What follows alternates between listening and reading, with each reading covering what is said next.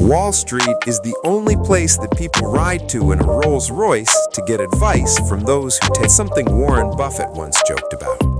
Now let me update that for 2026. The most profitable machine in finance is not a hedge fund, not a crypto exchange. It's that little plastic rectangle in your wallet. You swipe, you smile, you walk away. And in 2.3 seconds, 5 different players get welcome to the credit card machine. The history/context. Let's rewind. A businessman forgets his wallet at dinner. Embarrassing. So he creates the first charge card, Diners Club. The 1970s. Banks realized something magical. If you charge 18% interest on money that costs you 3%, that spread is a gold mine. Enter the networks. Visa, MasterCard. They didn't lend money, they built toll roads. Every swipe, they collect a tiny tax. Think of it like the highway system. You're driving, the merchant is the store, but there are toll booths everywhere, and each booth takes a cut. Today, over $10 trillion in purchase volume runs through Visa alone annually. This isn't finance, it's infrastructure. The data. Let's break the ecosystem. You swipe $100, here's what happens behind the curtain. First, issuer bank. This is your bank. They gave you the card, they front the $100. They make money 2 ways, interest and interchange fees. Average credit card interest rate in the US? Around 24 to 30%. That's not a loan, that's a treadmill set to sprint. Second, payment network, Visa or MasterCard. They don't take credit risk, they just route the transaction. Their cut?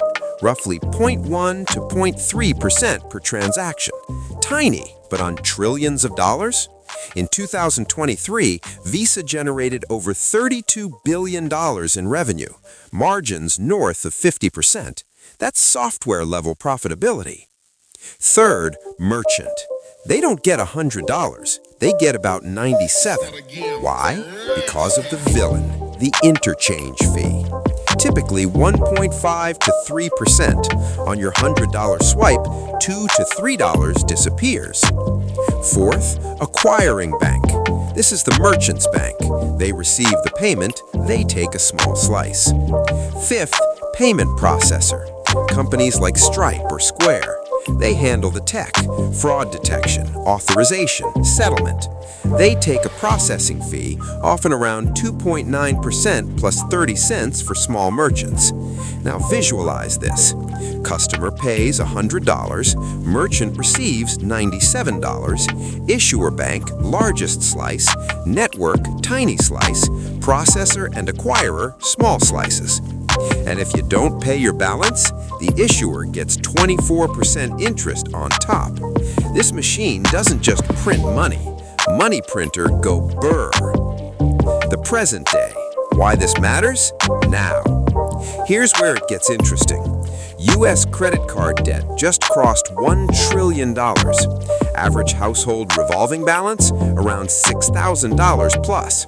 Delinquencies are rising above 3%, highest in over a decade. Translation? The machine works beautifully until consumers crack. If unemployment rises, issuer banks feel pain. But Visa and MasterCard, they still get paid per swipe. They're the toll collectors, not the risk takers. That's why payment networks often trade at PE ratios above 30x. Investors love asset-light machines. But here's the twist. Merchants hate interchange fees. Governments regulate them in Europe. In the US, pressure is building. If interchange caps expand, issuer profits shrink. The ecosystem shifts.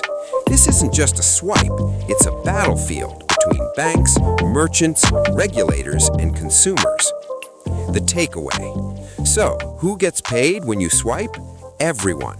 Issuer bank, network, processor, acquiring bank. Everyone eats, except the one person who carries a balance at 27% interest. The credit card machine is brilliant, efficient, profitable, But like all financial machines, it rewards discipline and punishes ignorance. The future?